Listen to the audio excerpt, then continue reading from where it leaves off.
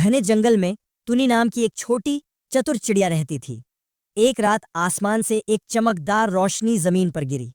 तुनी डरते डरते वहां पहुंची तो देखा कि एक छोटा हरा रंग का एलियन अपने टूटे हुए यान के पास बैठा रो रहा था। तुनी ने डरने के बजाय उसकी मदद की पेशकश की। एलियन ने इशारे से बताया कि उसका यान खराब हो गया है।